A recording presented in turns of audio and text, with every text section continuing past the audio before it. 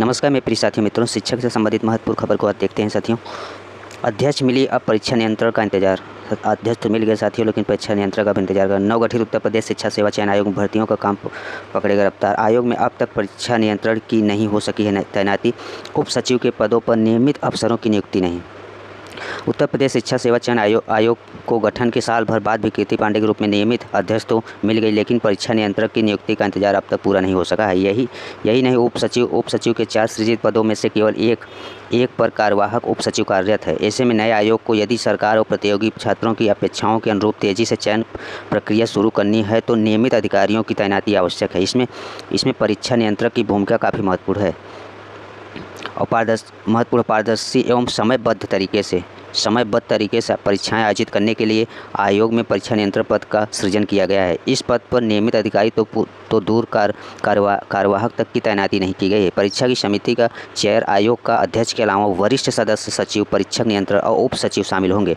अधिनियम के अनुसार आयोग की परीक्षाओं के संचालन एवं उत्तर पुस्तिकाओं मूल्यांकन संबंधी सभी कार्यों के नियंत्रक प्राधिकारी परीक्षा नियंत्रक होगा, जो आयोग एवं परीक्षा समिति के उपबंधों के अनुसार कार्य करेगा। इसके अलावा परीक्षा केंद्र अधीक्षकों तथा कक्ष निरीक्षकों की व्यवस्था, परीक्षार्थियों को अनुक्रमांक आवंटन एवं प्रवेश पत्र की व्यवस्था, आवेदन पत्र आमंत्रित करने के लिए विज्ञापन के प्रक्रम में चयनित अभ्यर्थियों का पैनल अग्रसारित करने तक पदों की विभिन्न श्रेणियों के लिए अभ्यर्थियों के चयन की कार्रवाई, आवेदन पत्रों के समुचित और समय से संवीक्षा की जिम्मेदारी भी नियंत्रक की है साथियों। कार्यभार ग्रहण नहीं कर सकी नव नियुक्त अध्यक्ष। प्रोफेसर कीर्ति को सोमवार को लखनऊ में कार्यभार ग्रहण करना था, लेकिन गोरखपुर विश्वविद्यालय में कार्यमुक्त नहीं होने के कारण वो कार्यभार ग्रहण नहीं कर सकी। सूत्रों के अनुसार 1-2 दिन में उनके कामकाज संभालने की संभावना है साथियों। अगला देखते हैं क्या है। समायोजन की गणना में पात्रता रखने वाले शिक्षकों की तैयारी कराई जा चुकी है सूची। समायोजन की गणना में शिक्षा मित्रों की अनदेखी किया जा रहा है साथियों। इसमें देखें आप क्या दिया है। परिषदीय स्कूल के शिक्षकों के समायोजन में बेल्हा के शिक्षा मित्रों को किनारे पर दिया गया, जबकि छात्र और शिक्षक का अनुपात निर्धारित करने के लिए शिक्षा मित्रों को शामिल करने का निर्देश शासन से दिया गया था। यही नहीं, शासन के इस आदेश के और विरोध में प्राथमिक शिक्षक संघ के प्रांतीय पदाधिकारी ने भी विरोध जाहिर किया था। शासन के आदेश पर जिले के परिषदीय स्कूल में तैनात शिक्षकों के समायोजन की प्रक्रिया चल रही है। इसके लिए बेसिक शिक्षा अधिकारी के कार्यालय से समायोजित किए जाने की पात्रता रखने वाले शिक्षकों को सूची तैयार कराई जा चुकी है। इस सूची में जिले के 600 से अधिक शिक्षकों का समायोजन किया गया है और समायोजित किए जाने वाले शिक्षकों की सूची सार्वजनिक कर बेसिक शिक्षा विभाग की ओर से आपत्ति मांगी गई है। सूची सार्वजनिक किए जाने के बाद से सूची जारी किए जाने के बाद से इस पर तरह के सवाल उठाने लगे हैं। कारण बेसिक शिक्षा विभाग की ओर से स्कूलों में छात्र और शिक्षक अनुपात तय करने के लेकर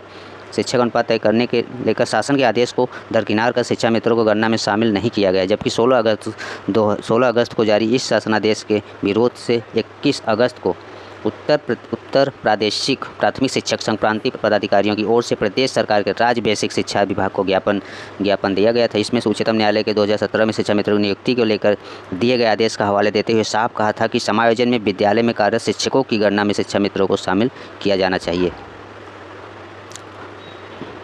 आप समाप्त हो चुकी है आपत्ति दर्ज कराने की तिथि। परिषदीय स्कूल में तैनात समायोजित किए जाने के वाले शिक्षकों की जो सूची बेसिक शिक्षा विभाग की ओर से तैयार की गई है, उस पर आपत्ति दर्ज कराने की आखिरी तिथि 2 सितंबर थी।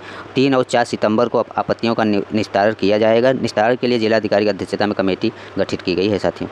ये रहा साथियों समायोजन से संबंधित। अगला देखते हैं क्या। नए अध्यक्ष के आते ही रिक्त पदों पर गिनती शुरू। उत्तर प्रदेश शिक्षा सेवा चयन आयोग की अस्थायी अध्यक्ष मिलते ही शिक्षा निदेशालय ने नई भर्ती के लिए असिस्टेंट प्रोफेसर और प्राचार्य के रिक्त पदों की गणना शुरू कर दी है। अशासकीय कॉलेजों को पत्र जारी कर रिक्त पदों के बारे में जानकारी मांगी गई है। आयोग को 2 बड़ी भर्तियां 2 साल से लंबित है, जिसमें अशासकीय महाविद्यालयों में असिस्टेंट प्रोफेसर के 1017 पद और अशासकीय विद्यालयों में सहायक अध्यापक टीजीटी और पीजीटी के 4163 पदों पर भर्ती शामिल है। नए अध्यक्ष के कार्यभार संभालने के बाद आयोग की पहली या दूसरी बैठक में इन दोनों भर्ती परीक्षा को लेकर निर्णय लिया जा सकता है। अगर आयोग असिस्टेंट प्रोफेसर की पुरानी भर्ती में नए पदों को शामिल करना है तो निदेशालय को रिक्त हुए नए पदों का अधियाचन भेजना पड़ेगा। तकनीकी कारणों से कार्यभार ग्रहण नहीं कर सकी अध्यक्ष। उत्तर प्रदेश शिक्षा सेवा चयन आयोग की नियुक्त अध्यक्ष प्रोफेसर कीर्ति पांडे तकनीकी कारणों से सोमवार को कार्यभार ग्रहण नहीं कर सकी। इसके पीछे का कारण बताया जा रहा है साथियों। अभी वहाँ कार्य मुक्त नहीं हुई है। आगे देखते हैं साथियों, एडेड विद्यालयों के 40,000 शिक्षकों और कर्मचारियों की विजिलेंस जांच फिर से तेज।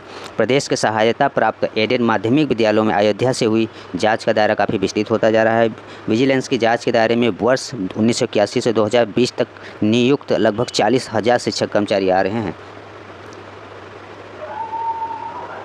पिछले दिनों विजिलेंस ने माध्यमिक शिक्षा निदेशक को पत्र भेजकर कहा था कि विभागीय अधिकारी नियुक्तियों से जुड़े दस्तावेज नहीं उपलब्ध करा रहे हैं, इसकी वजह से जांच प्रभावित हो रही है। इसी क्रम में अब माध्यमिक शिक्षा निदेशक के निर्देश पर जिलों में वर्ष 1981 से 2020 के बीच सहायता प्राप्त विद्यालयों में नियुक्त लगभग शिक्षकों चतुर्थ श्रेणी कर्मचारियों की भर्ती में गड़बड़ी की बात करते हुए सभी DIOS को पत्र भेजकर कागजात विजिलेंस को उपलब्ध कराने का निर्देश दिया। हालांकि जिला स्तर पर इतने पुराने दस्तावेज एकत्र करने व उपलब्ध कराने में दिक्कतें आ रही है। काफ़ी शिक्षक सेवानिवृत्त हो चुके हैं तो कई का निधन भी हो चुका है। दूसरी तरफ उत्तर प्रदेश माध्यमिक संघ शर्मा गुट के प्रदेश उपाध्यक्ष डॉक्टर RP मिश्र का कहना है कि यह जांच कुछ शिक्षकों के खिलाफ होनी थी, इसे अनावश्यक विस्तार दिया जा रहा है। यह षड्यंत्र है, इससे सेवानिवृत्त व कार्य शिक्षकों का आर्थिक शोषण शुरू होगा। शिक्षक संघ इसका विरोध करेंगे। ये रहा साथियों, अगला खबर देखते हैं। शिक्षक भर्ती के अभ्यर्थियों ने डिप्टी CM का आवास घेरा। साथियों, कल आवास का घेराव किए थे साथी लोग। 69,000 शिक्षक भर्ती में शामिल आरक्षित वर्ग के अभ्यर्थियों ने सोमवार को डिप्टी CM केशव मौर्य के आवास का घेराव कर प्रदर्शन किया। करीब 1,500 अभ्यर्थियों के साथ पहुंच जाने से अफरा तफरी मच गई। धरना प्रदर्शन बीच नारेबाजी करने लगे। उग्र प्रदर्शन देख पुलिस भी पहुंच गई और पुलिस ने हटाने का प्रयास किया तो धक्का मुक्की होने लगी।